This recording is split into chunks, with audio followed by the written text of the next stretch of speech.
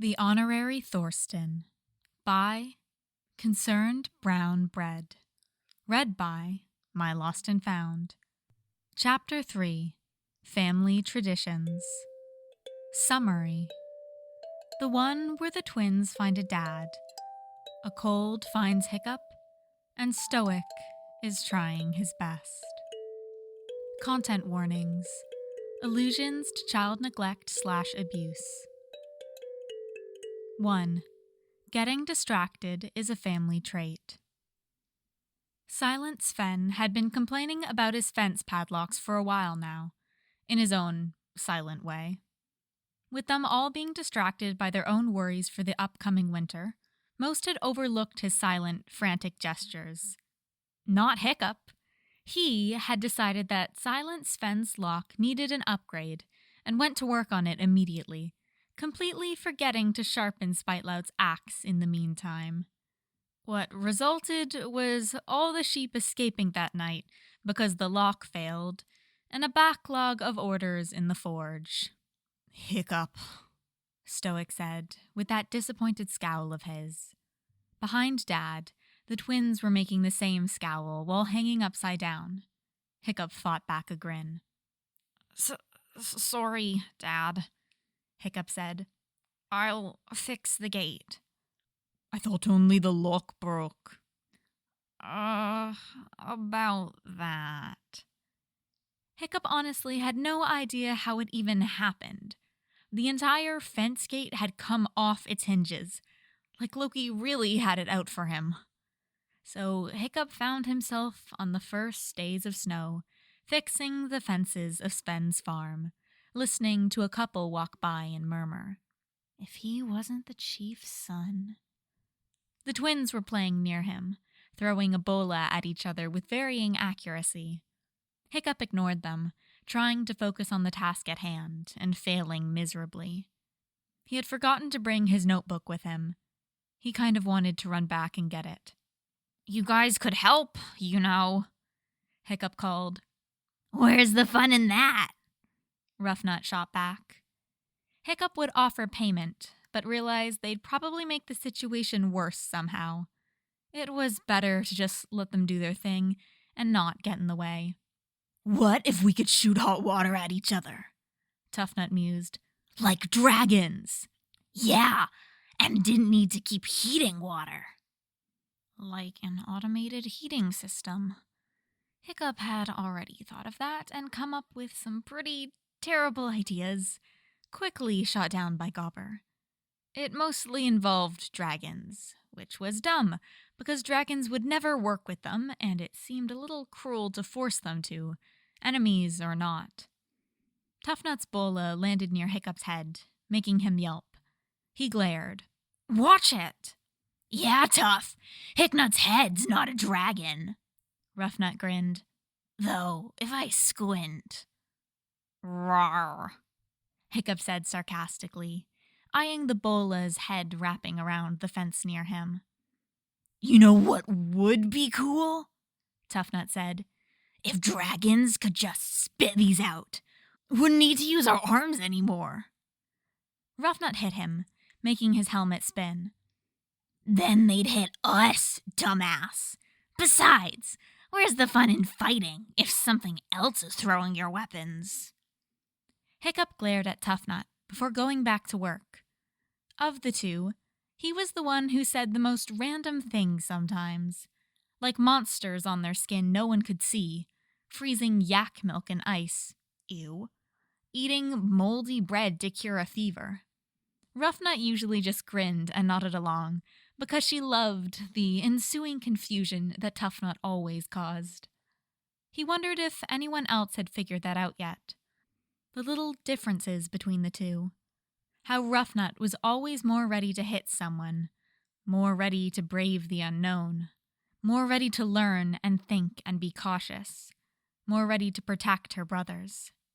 How Tuffnut was always in tune with other people's feelings, always more outgoing and ready to talk to people, always having something to say, always breaking up fights between his siblings.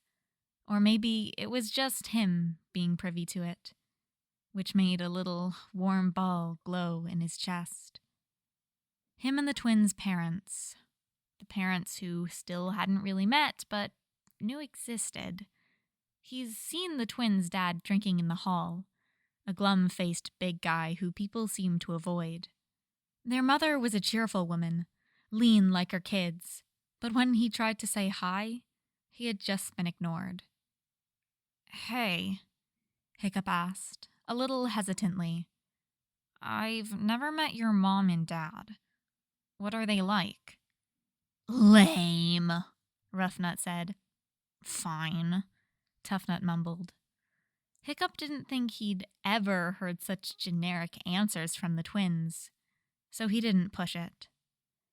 He turned back to the fence, the hammer weighing heavily in his hand. It really would be so much better if something could do that for him, but so far his inventions like that had failed or been shot down by Gobber before he could even come up with it. The closest thing he had gotten was the spear-throwing device, but he had quickly realized that to throw a spear, he'd need more momentum he simply couldn't get with the gears he had. Something smaller, then. Something like Bola. "Oh no," Ruffnut grinned. "Hiccup looks like he's got a brainchild." "Just an idea. Need to write it down." But he hadn't brought his notebook. "I'll be right back. Please don't let the sheep escape while I'm gone." "Don't make us work," Ruffnut groaned. "Yeah, we'll literally die." "Guys, just sit here and watch sheep. You can't mess up." Hiccup called back, already running home. Hiccup thought he knew the twins better than most people on Berk, and he was very, very wrong. By the time he had grabbed his notebook and spent a good amount of time dumping everything in his mind onto paper, he decided it was about time to get back to Sven's farm and finish the fence. He knew something was wrong the moment there was no fence to fix. "They looked sad," was Tuffnut's testimony as he rode on a sheep's back. "All caged up like that." "I like chaos," was Ruffnut's excuse. "And violence, too. But you're boring and won't let me hit people. Gotta make up for it somehow." Hiccup wanted to cry. His dad was actually going to kill him. The sheep were everywhere, and the fence was nowhere. And honestly, how could that have ever happened? How did an entire fence disappear? He turned to the twins, about to ask, when he realized that the fence, the entire fence, had fallen inward. "Help me get this back up," he barked, "and get those sheep inside. Stop riding them. What if we could ride dragon?" "Not now, Tuffnut," Hiccup yelled. Tuffnut wisely snapped his mouth shut. Ruffnut was already working on the fence, looking a little guilty. Hiccup tried to help, but his noodly 13 winters old arms were utterly useless. Instead, he tried to shepherd as many sheep as he could back inside. "We got distracted," Tuffnut said. "Yeah, it's your fault for leaving us alone," Ruffnut mumbled. Hiccup glared at them both. "You're right. I never should have trusted you.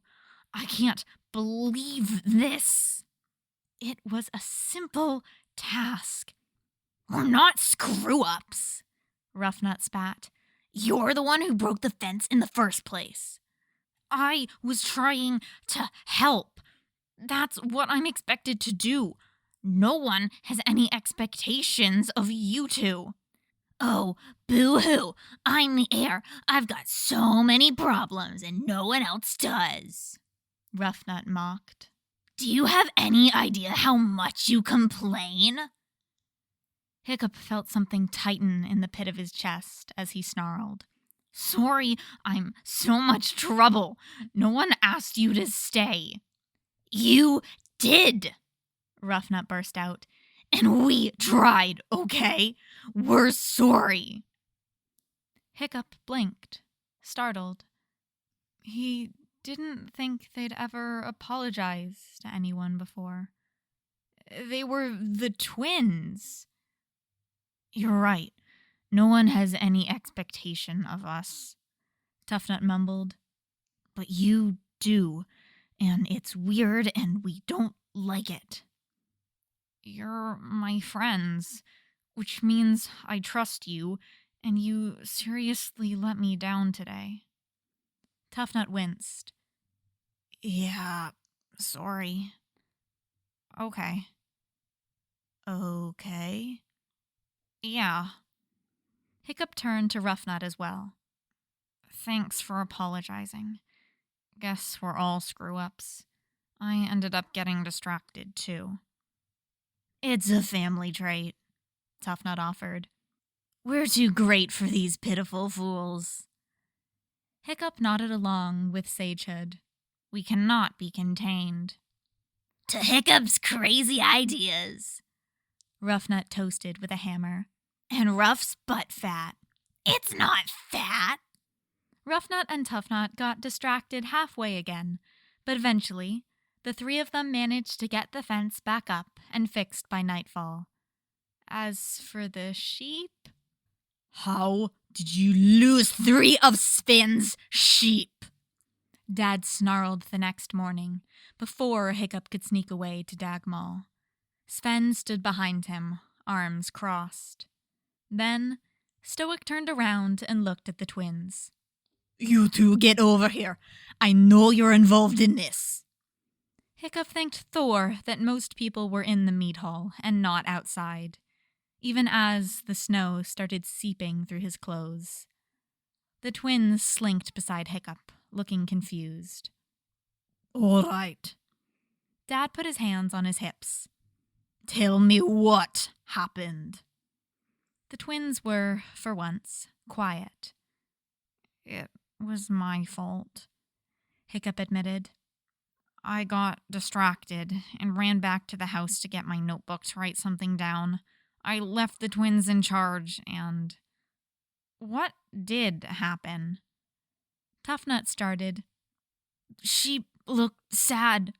The fence was in the way. It was Loki, they finished together. Sven looked downright murderous. Dad pinched the bridge of his nose. I have half a mind to throw you two in the lake by your ankles. As for you, he glared at Hiccup. You start the task, you finish it. Hiccup knew that, but there was no explaining to Dad the itch of getting something down on paper before his mind got distracted again.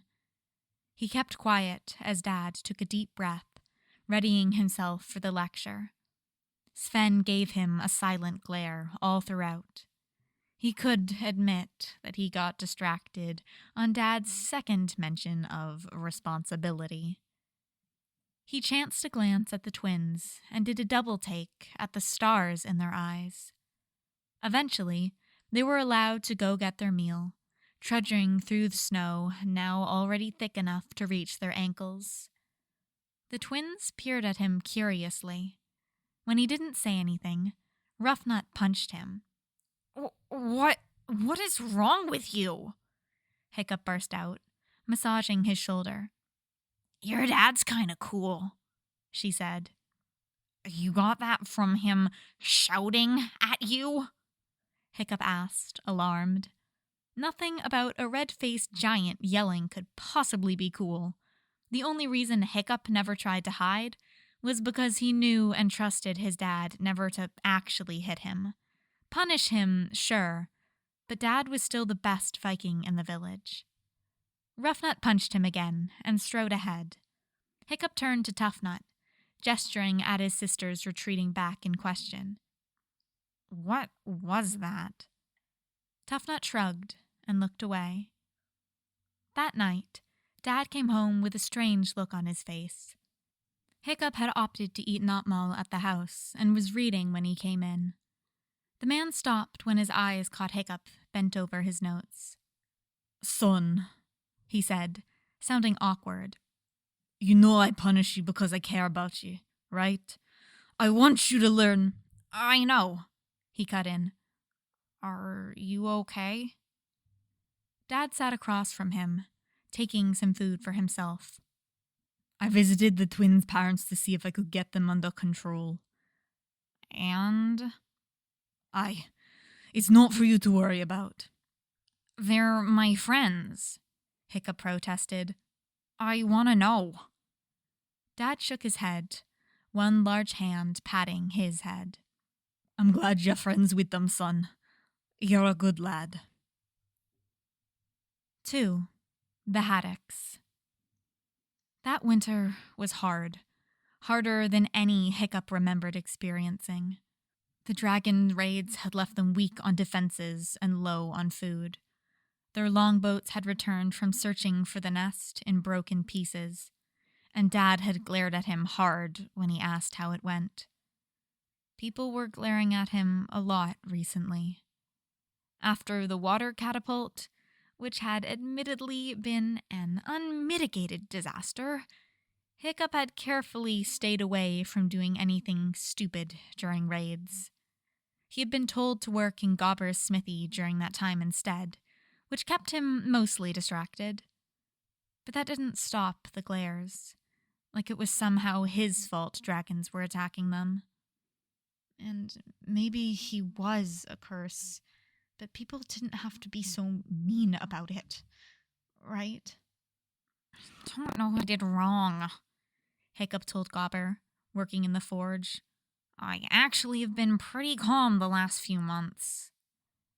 He'd been too busy hanging out with the Thorston twins, trying to make traps, and then testing them out on the twins, who volunteered, and on unsuspecting bullies who had not volunteered.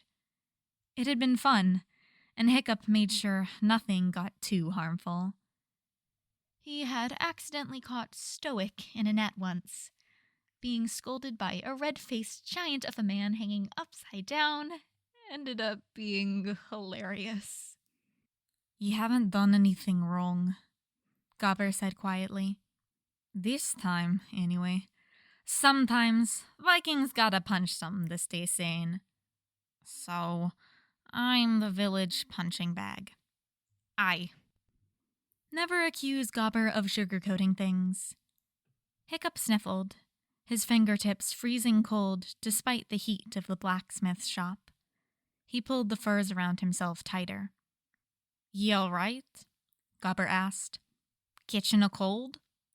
"I'm fine." But he could feel the cold settling into his bones as he walked to the meat hall that night. That winter wasn't just low on supplies. It was low on temperature. It was like the world had come together to punish Berk.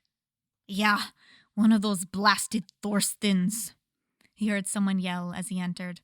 "Ruffnut or whatever. Stole all supplies and left." There was also that. There were many major houses in Berk. The Haddocks, the Jorgensens, the Hoffersons, the Ingermans, the Bjornsons, the Eskilsons. They all had a thing going for them. The Haddocks were leaders, bar Hiccup. The Jorgensens were dumb, shoot first, act later. Warriors. The Hoffersons were the best at all kinds of weaponry. The Ingermans were scholars and record keepers. The Bjornsons took care of all things food and health-wise. The Eskilsons excelled in defenses. All the houses were consistent.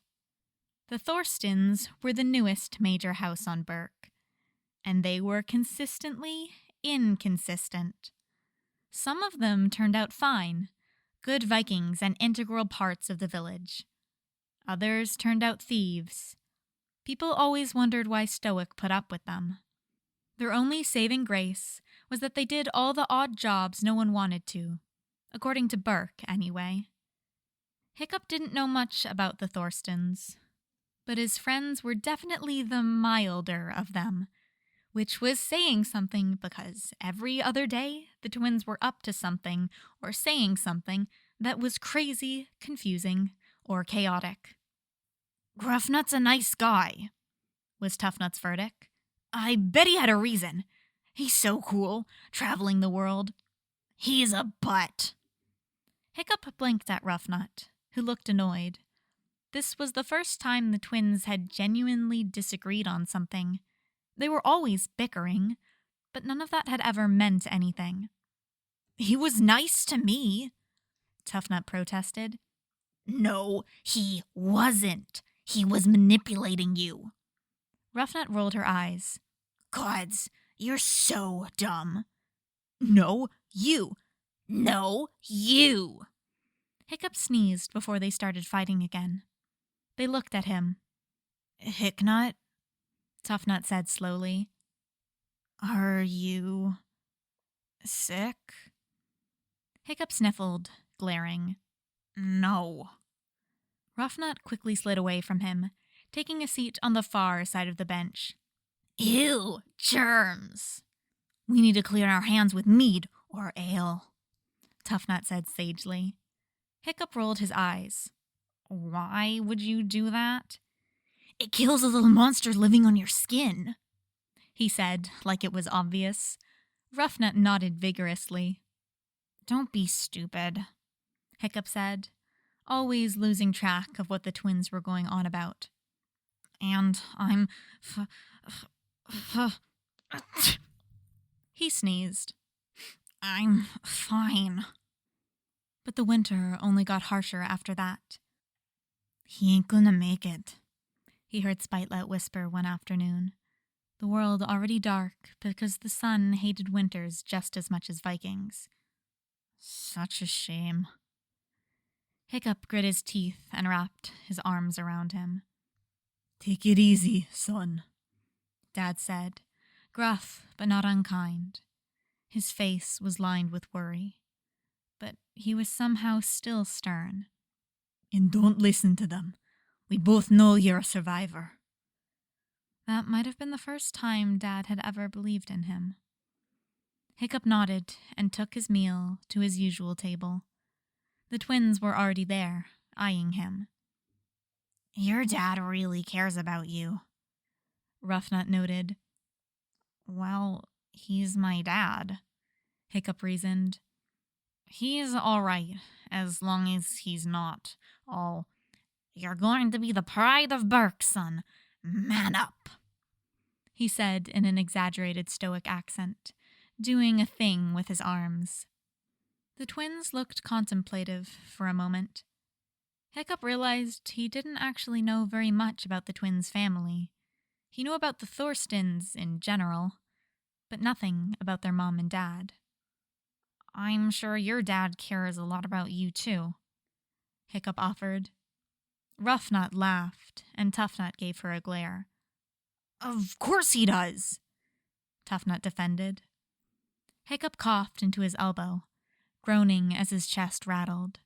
Someone yelled, "Take that somewhere else!" And Hiccup decided he might as well. "I think I'm going home.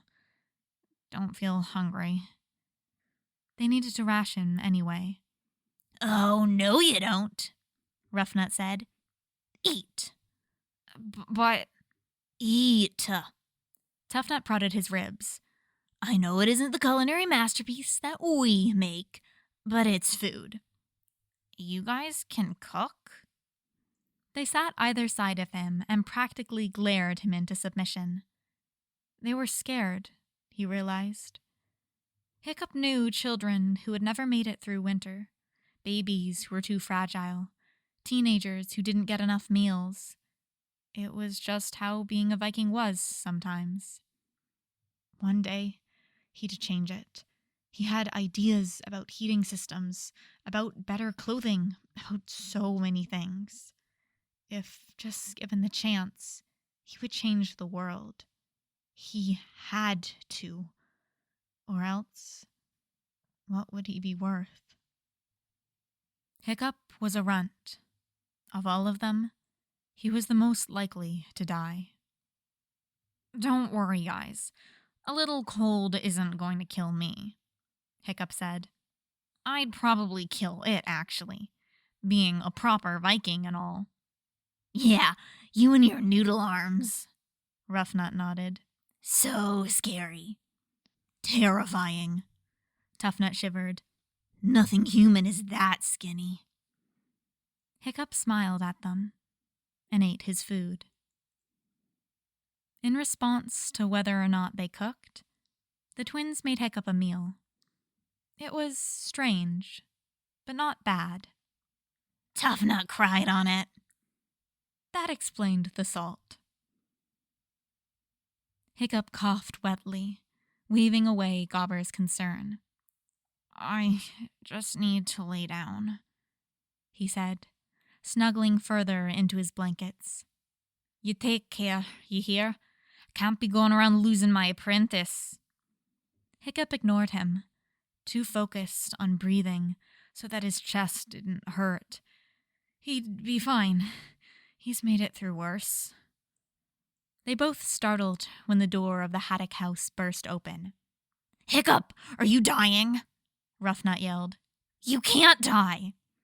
Keep it down, mutton heads, Gobber snapped. I brought blankets, Tuff said, ignoring the smith.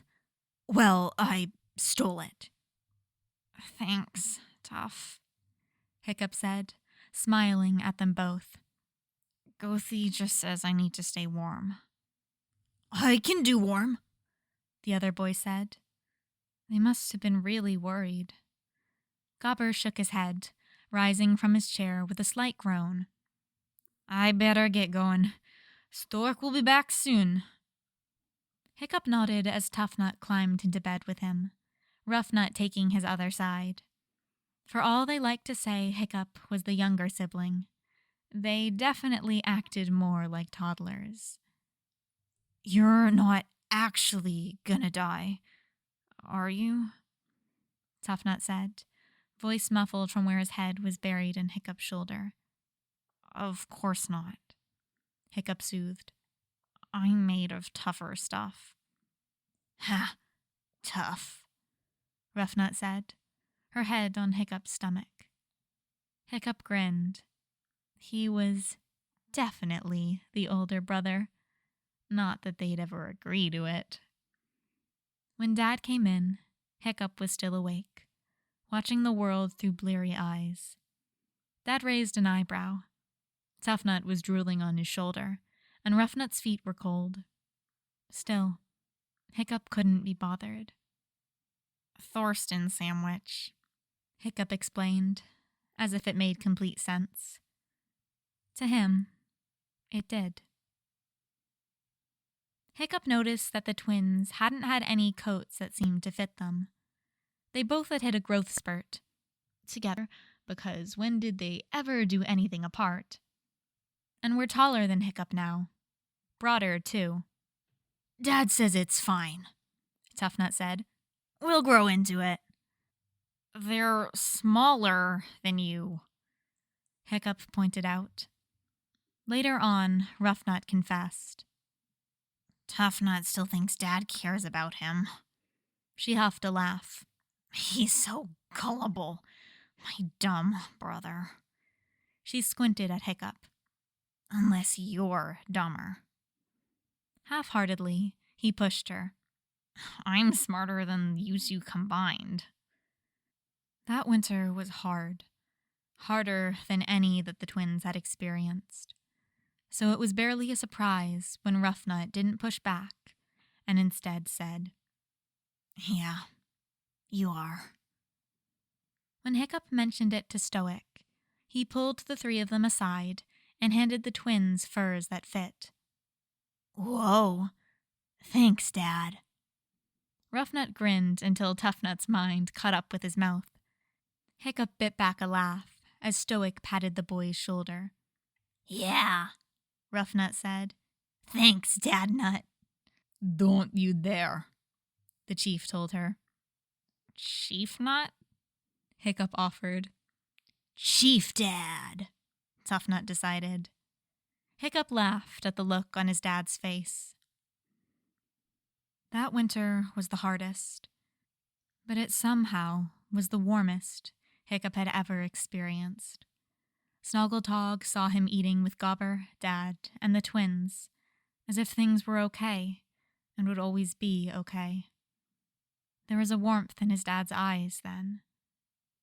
The next autumn, Hiccup, accidentally, blew off some of the Great Hall's walls while trying to make a heating system, and he was back to square one. Sometimes I don't know what's wrong with you. Get you, Hiccup, Dad said in resignation. Yeah, he retorted. I don't get me either. The twins laughed. Hiccup scowled at them, though there was no real heat behind it. It really sucked that he was no longer the only child, but it really stung that he wasn't even the favorite.